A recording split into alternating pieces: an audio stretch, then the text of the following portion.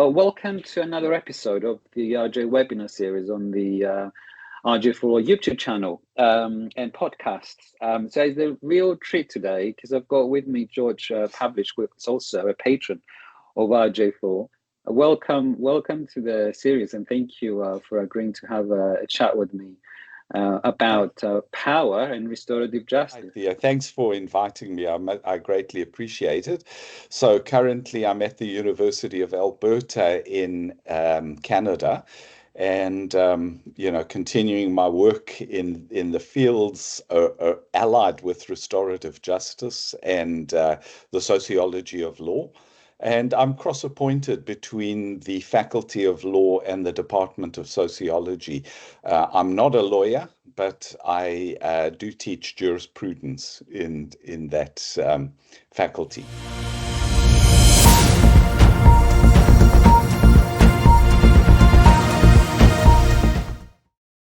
Thank you. Yeah, and I mean, you've been writing about power, and especially within the context of restorative justice and the law.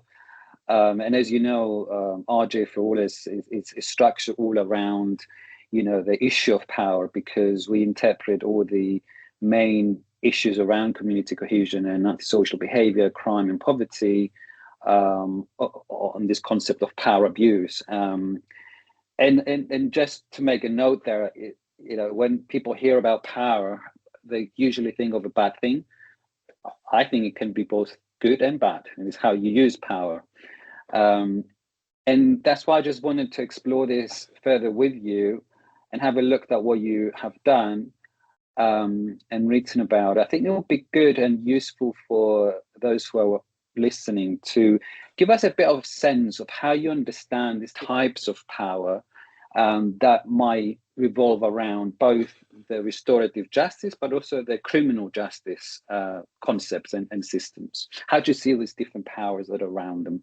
Oh, okay, great. That's really interesting because, a lot of my work does take off from, and I should indicate this clearly, from Foucault, but also from other theorists of power, Weber, Smart, Lucas.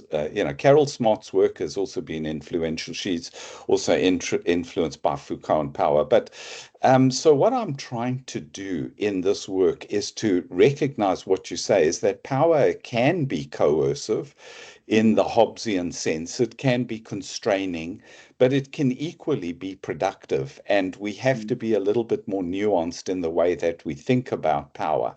And so when I look at the power of restorative justice, and I think, your RJ for All does exactly that. It looks at the concept of power and tries to work with this idea that power can be constraining, but also productive. And that applies to various ways of thinking about the world, but perhaps we should separate out criminal justice from restorative justice and try and understand the powers behind these. And they do align. I would say that we have to look back, and while Hobbes indicates power in medieval society, I think we have to go beyond that. And so what I'm suggesting is that medieval societies were organized around, the divine right of kings, absolute sovereignty.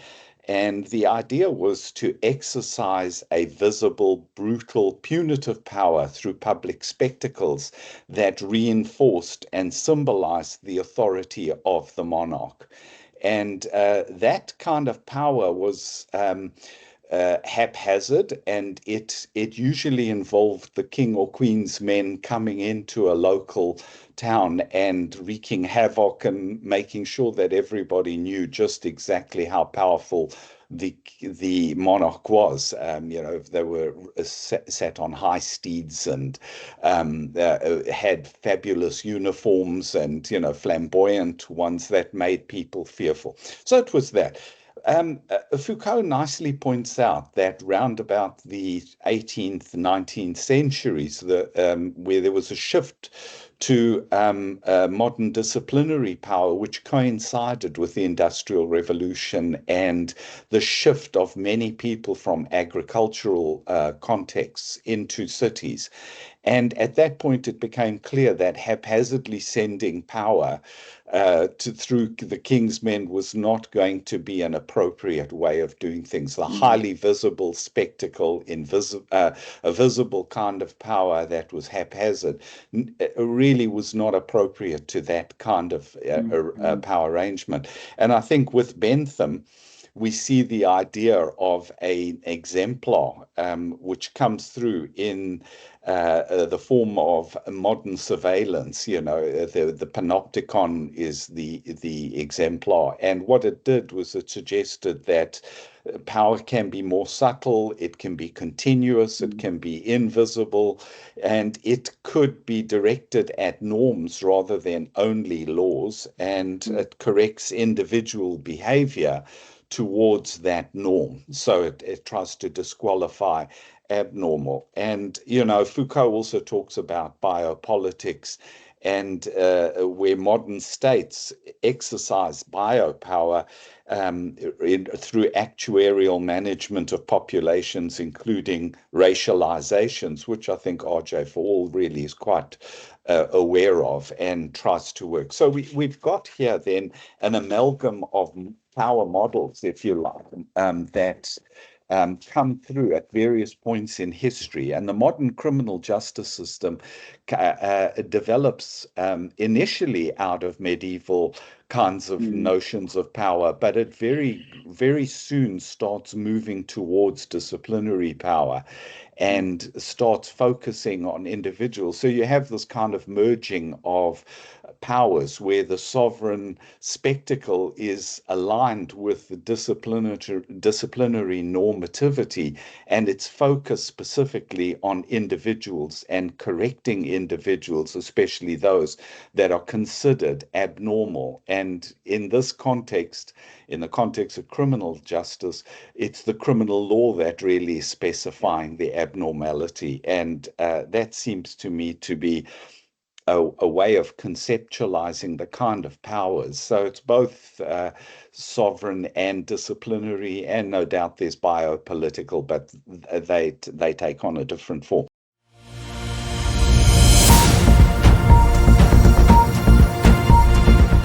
So anyway, I think restorative justice in those power arrangements emerges as an alternative response to the perceived repressions and sovereignty coercions, if you like, of the state criminal justice system. And it emphasizes mediation, community involvement, offender responsibility, all the things we know, giving victims a voice, etc., aiming to address social harm rather than just legal guilt.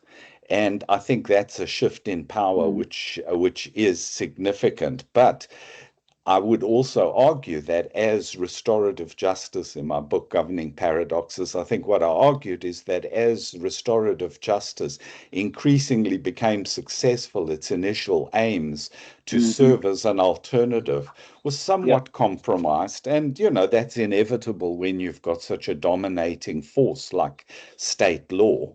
Or state criminal justice, that it would make some accommodations, and inevitably there's a balance to be made between the powers that you're claiming to be an alternative to. And my argument was that there was a situation where quite often it imitated what it was trying to serve as an alternative.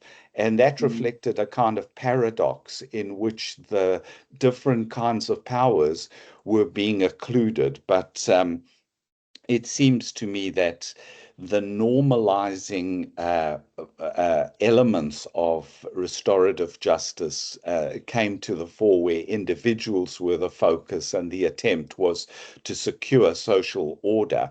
And that is important, no doubt, but it was only one dimension of the initial quest for being an alternative.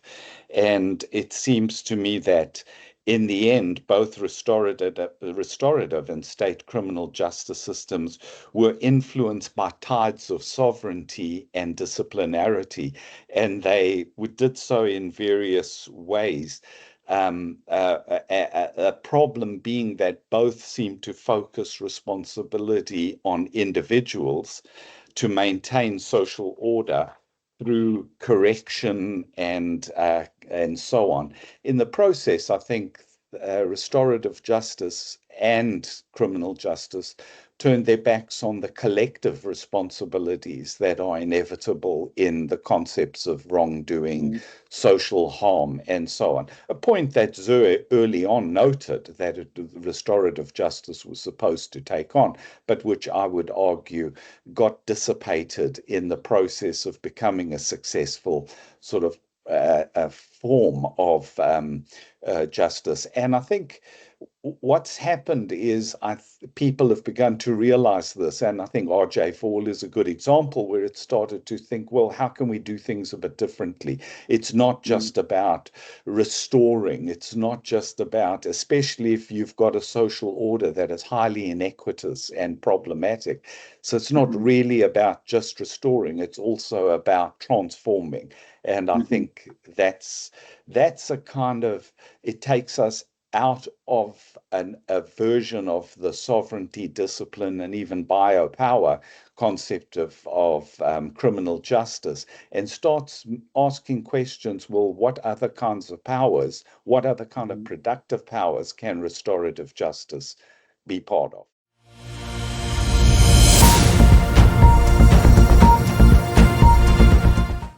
I think it's great to put things in historical context, because we tend to forget where it all started in the Middle Ages and the creation of kingdoms and the control of the justice system and the powers from the top down, and the nature of restorative justice as a community-born and a community-led solution to conflict. And that's the bottom-up, I would say, approach. And how you negotiate the two, I think, is where the issue is, and to what extent we give to the state power and to what extent the state power gives to the community to manage that relationship, I think, which has been, my main concern is, and how do you do that in practice, right? Because we're having these conversations, but they actually mean something practical for people who are working in the community or they're working within the criminal justice system. How do they do that together?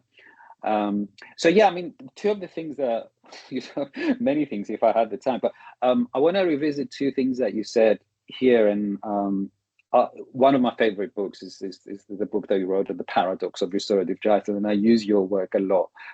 And and because it's not good to say how fantastic restorative justice is and the potential that it has, is also, I think, good, and it's our responsibility to also look at what goes wrong and what we can do as a movement to improve both the theoretical and normative arguments, but also the practice.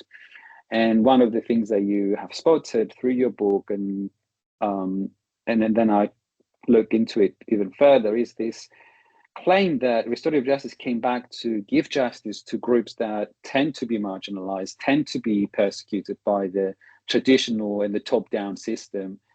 And yet we're so far away from it. I mean, look at race relations, for example, and how, because people think if you're doing restorative justice, there's no issue of power. Well, I've seen a lot of powers between the mediator and the parties, between the parties, get to, let's take the example of domestic violence or hate crime. By default, there are power imbalances between the parties.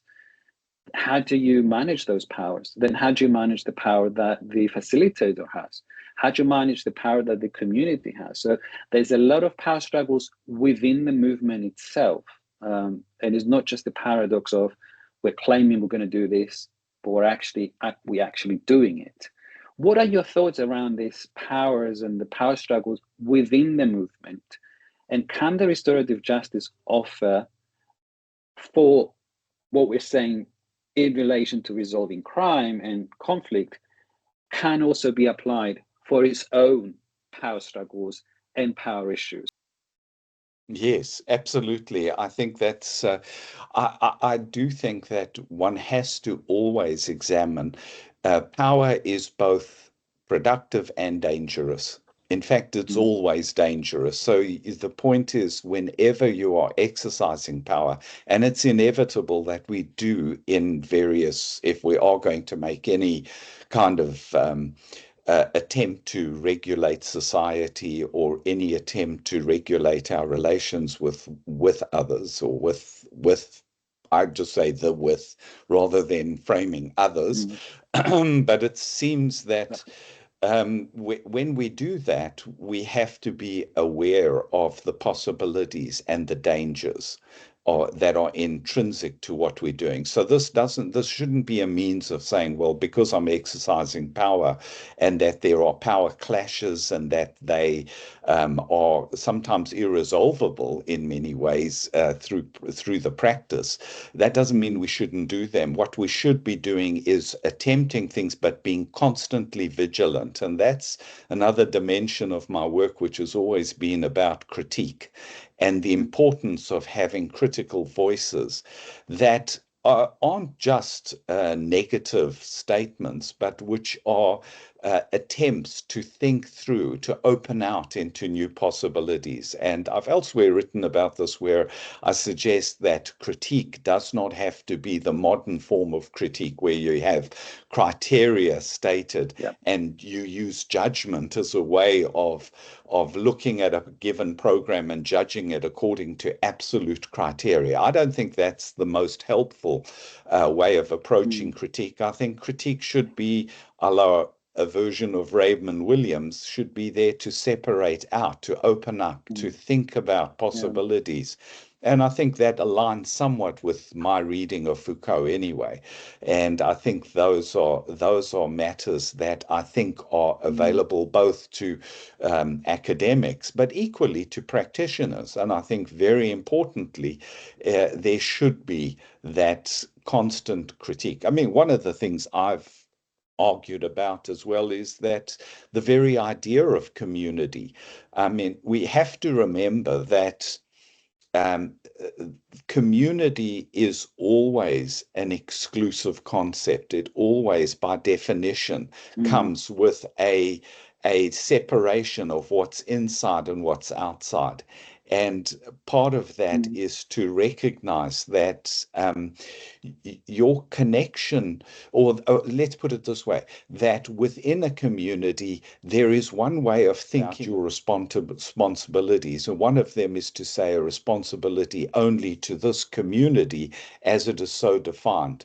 But I think the force of community can be terrible. It can be arbitrary, it can be problematic, but equally it can be liberating. And I would argue that the responsibility should always be placed on those that are excluded. What is your concept of community doing to others, and what is the kind of restorative programming that you're engaged in doing to those who are left outside? And I think that's part of the recognition that power is always inscribed and circumscribed by resistance, and understanding what that resistance is to what you're doing can help frame whether or not what you're doing is dangerous, or whether it aligns with the goals of your program and the kind of societies that you're framing. And I think those should be democratically framed. Thank you for that, and I love your definition of critique. I think I'm going to use it more broadly, not just for this context. Just thinking about it, it opens possibilities as opposed to a ticking box exercise. I think is very constructive, and I wish everybody would look at it like that, because we would be a lot more, let's say, wiser and less defensive.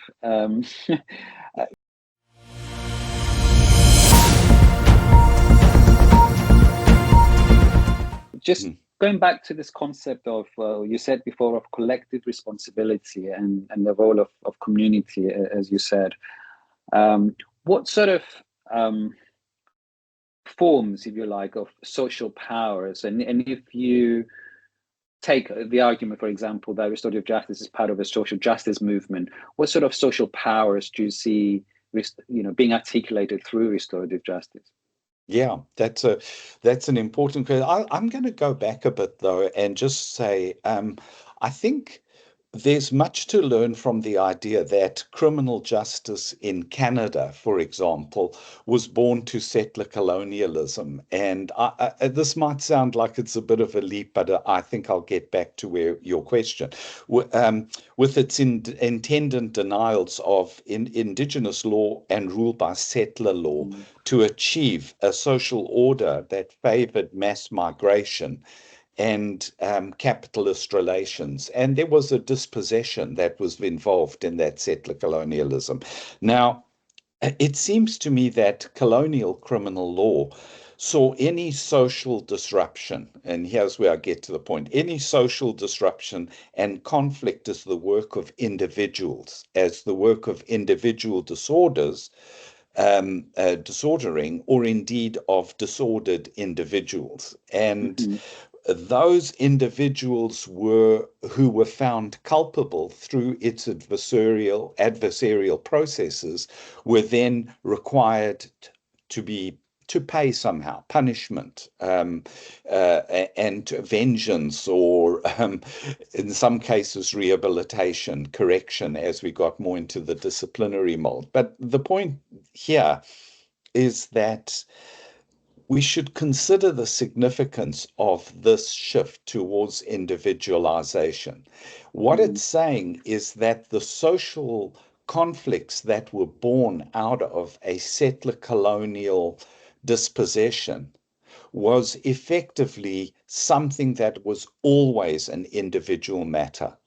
And we might even say that social responsibility and collective responsibility is something that the law could not even recognize. And so it had no qualms about not redressing this. Because such conflict was deemed to be a disordering individual matter. The only way in which you could respond to it was through these various individual criminalizations, if you like, and the appropriate forms of punishment or correction along the way. So Zur actually once earlier on, I think it got lost along the way, but urged that restorative justice should learn from colonial experiences and seek to decolonize the whole of the criminal justice field. And the promise that Zur made was that we should move away from a crime-centered approach that focuses on individuals and to seek a different restorative, if you like, a way of dealing with social wrongdoing or social harm, and to recalibrate our concepts of crime and to recalibrate who should be held responsible for those. And yes, there are definitely, things that there's a place for individual responsibility, but it has to be said that it is never exclusive. Most social wrongdoings have both an individual and a collective element, and to focus on the one at the expense of the other could be part of a problem of returning to an inadvertent, in some cases, sometimes advertent form of colonialism that I think the criminal justice system itself has been trying to detach itself from. So, I look in, I've spoken to judges, I read many works by judges, lawyers, police, even corrections officers, and all of them are saying, we have to move beyond this total focus on individuals. But I'm not sure that the criminal law is really capable of doing that.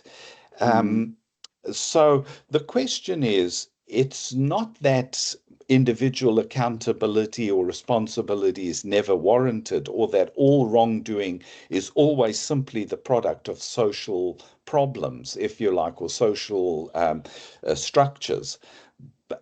Both scales of individual and social are always implicated in patterns of collective disruption.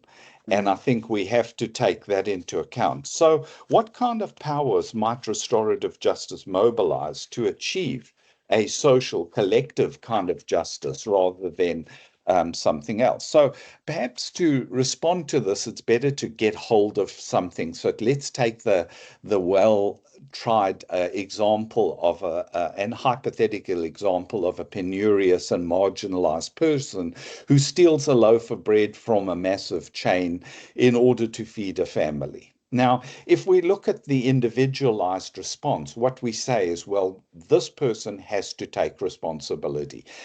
In law, we can see no other thing. Firstly, we have to define, was a crime committed, theft? And if it was, who's responsible? And if you're guilty, you need to be punished. By contrast, some restorative advocates have uh, followed a different path, but followed a more restorative way of trying to find individual responsibility. So before you can enter into some programs, the individual offender, so-called, and notice we're already referring to crime in this instance, has to take responsibility before they can even go through the process. And that seems to me to echo, to mirror the kind of individualizing power that doesn't take account of the collective matters. Now, let me be clear here. I'm not saying that those individual responsibilities aren't important and can be very successful in bringing people back into communities. I'm not disputing that in any way. The Canadian correctional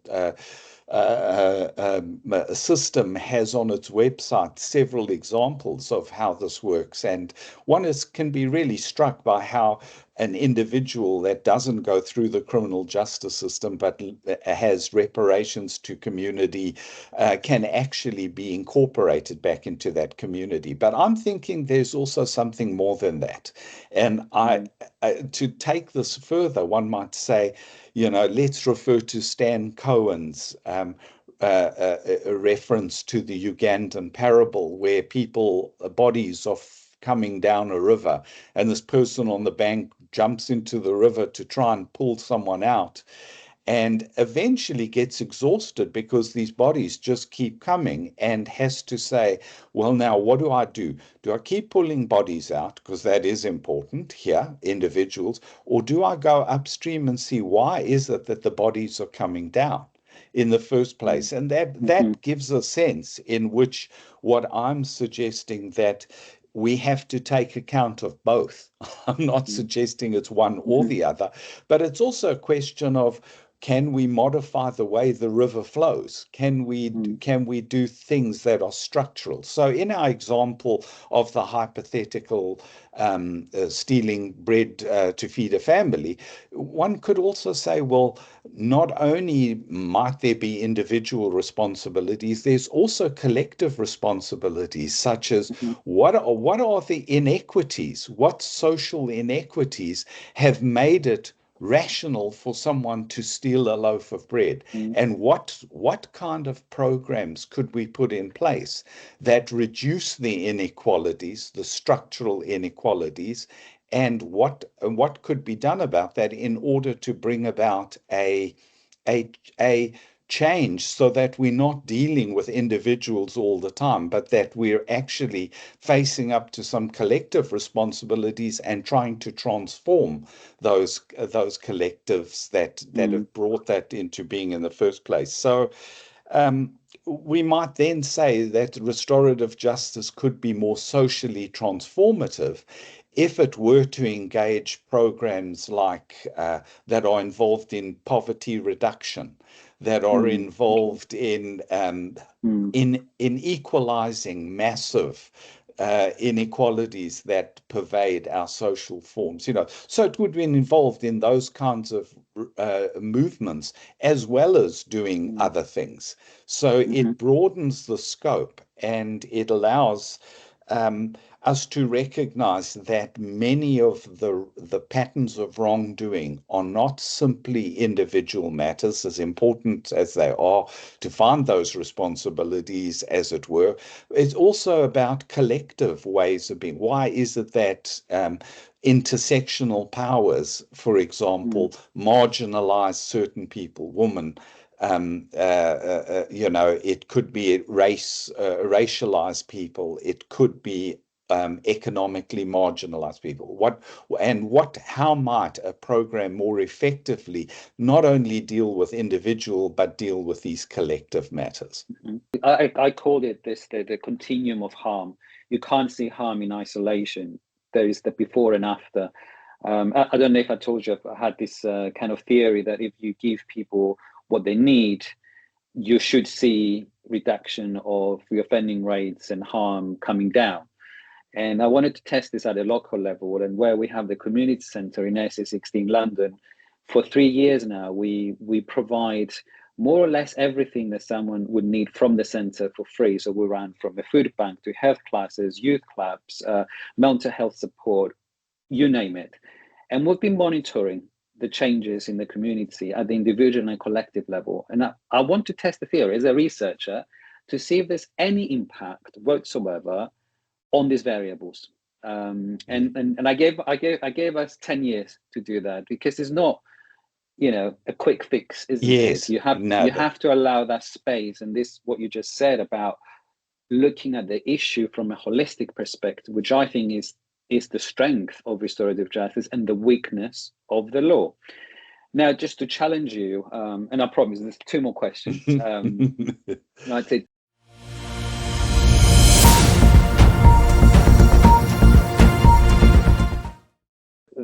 the first one is around what you just said about, on the one hand, the possibilities of restorative justice to look at the person who has taken the bread from this chain of whatever corporates, and they have a lot of money but they don't, and then we're punished because the law says so, but we need to put it in the context and so on. And I get that. As a criminal law barrister who has met many victims, even the victims themselves, they'll say, hang on a minute, the law is the law. It's objective, it's removed, doesn't choose that it's going to be applied to here and there. We know the processes. What guarantees do you give me if you take my case out of the criminal justice system and you give it to restorative justice, where there is no structure in terms of who checks who, that I'm going to be as safe in the implementation of that principle as I am, or probably could be, within the justice system? It's what Aristotle said. I'm a big fan of Greek philosophy. You've got the just and the fair.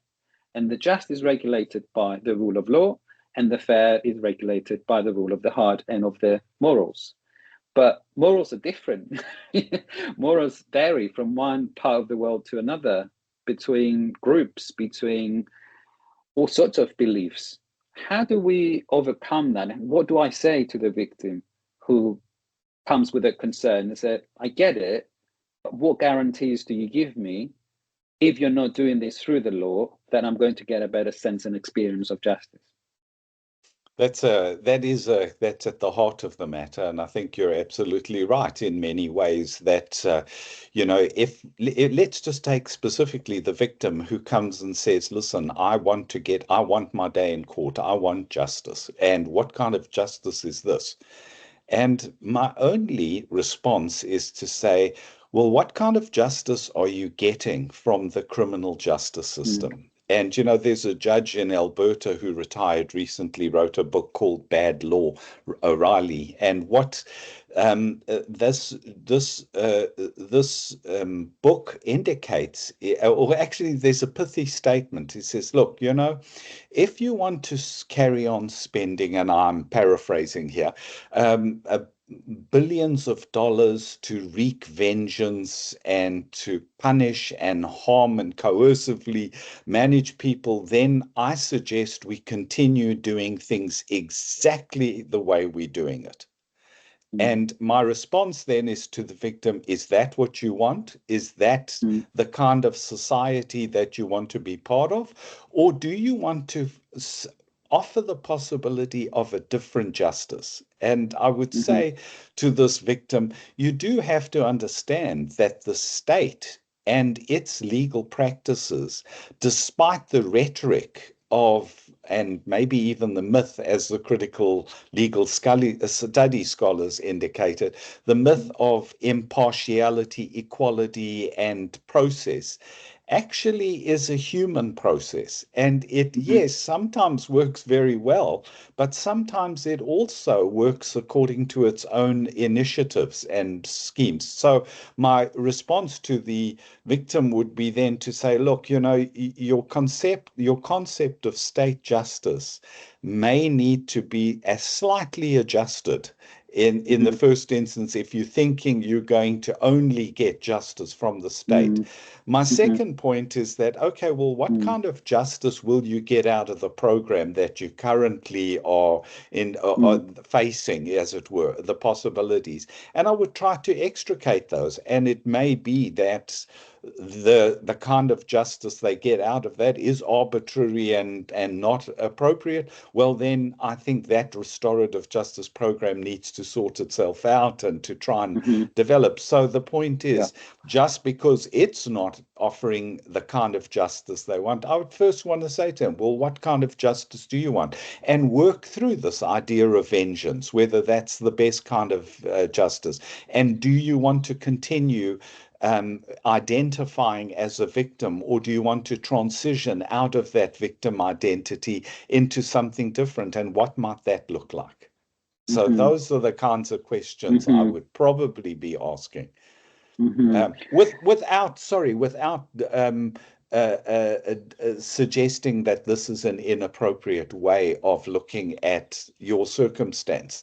It's just a way of trying to think beyond that. And I think many victims have done that. Yeah. Yes. And as we know, I mean, the two biggest barriers, I'd say, for opting for restorative justice, one is a matter of choice, and the second is a matter of information. So if you don't have the information, you don't have a choice, and once you have a choice, you need to understand the choice that you're making. Yes. And I think the practice has struggled a lot with, well, first of all, making that choice, and then helping people to understand that they have that choice. I think it's the same in Canada, but as you know, in the UK, restorative justice is in the law. It is offered in the criminal justice system and in the youth justice system since '98, and yet it's not being consistently offered and applied.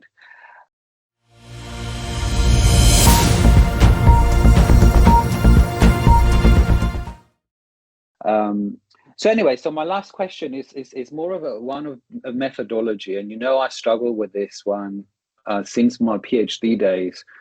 Restorative Justice Theory and Practice, Addressing the Discrepancy. That was the title, and I still haven't answered that.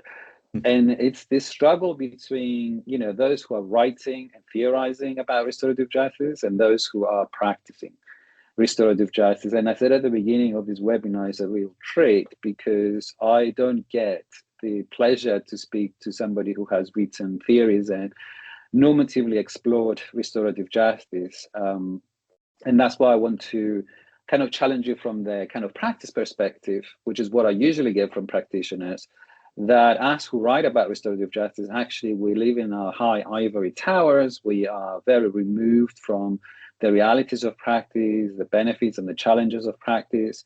And then the other way around, theoreticians say that practitioners need to learn more about the theories and the norms and values of restorative justice, understand issues of power, for instance. And I haven't managed to find the answer how to marry the two, how to build a bridge between this, I wouldn't say opposite, but there is this tension, if you like, of discussions. And I don't know how to, that's why I say it's an issue of methodology, how to benefit from each other and listen to each other. I don't know if you had any thoughts around this. Yeah, I've often come to it from the viewpoint that that and I know this sounds a bit odd, but theorizing is a practice, just as any practice is always embroiled in theory. So in other words, as a practitioner who says to me, I'm not involved in theory, I just carry on with practice, I say, no, you actually have a theory and you perhaps need to make that explicit and then subject it to scrutiny, just as the theoretician needs to suggest that there needs to understand that there has to be a an object to which you are directing your theories. And if that object is miscued, your theory is going to be miscued. So I think what I'm trying to say is I don't really see a great separation between theorizing and practice. I think there is currently this perception that there's a big difference, but I think that both should be speaking much more to one another. And in fact, I have over my whole career spent a lot of time in my talks and engaging with and shaping my ideas on the basis of what I've either read or heard or if observed about practice. And, to keep it, to be in danger of speaking about something that doesn't exist, as it were, is always problematic. But equally, thinking that when you're involved in something and that there is no other possibility that this is necessary is equally very dangerous. And I think somehow we have to bridge that. Now, have I got great solutions as to how to bridge it? I just think it comes back to relations with people and relation building and not being prepared at the first stroke to dismiss people. I think it's much more important to listen, to think about, and both practitioners and theorists, if you want to make that distinction, actually talking to one another and engaging in a dialogue which asks questions more than it does render dismissive statements. That's my only response, I think, and I'm not sure. It's an off-the-cuff response rather than a well thought out one. No, I love that. And also, you make me think that actually when you do bring the two together, it creates some sort of accountability as well. So practice is held to account and then theory is then held to account, which I think we need to be more in both theory and practice of restorative justice. From the theoretical kind of point of view, I always questioned, what is the philosophy of restorative justice? Is there is one? If we are creating pain to reconstruct the self, what is the justification behind that? How do we then explain in practice that the benefit is morally justified? So all of kind of the theoretical accountability of restorative justice, and on the other hand, the practical accountability. Are you doing it well? What are the results? What is victim satisfaction rates? What are the reoffending rates? All of those things, and I think do matter. And when you bring them together, I think it will strengthen the movement. And we have a long way to go. Honestly, thank you ever so much for the very stimulating discussion. As I said, I don't often get the pleasure to have these conversations.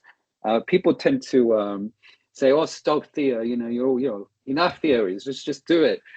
Which is brilliant. I love it. And what I've been doing with the center is something brilliant. But at the same time, as we said, if you don't have, this conceptualization of what's behind, then it could be actually dangerous. And any power can be dangerous, but at the same time can be a wonderful thing. So on that note, I want to say a huge thank you, and to have a lovely day. Yeah, thank you for inviting me. I appreciate it.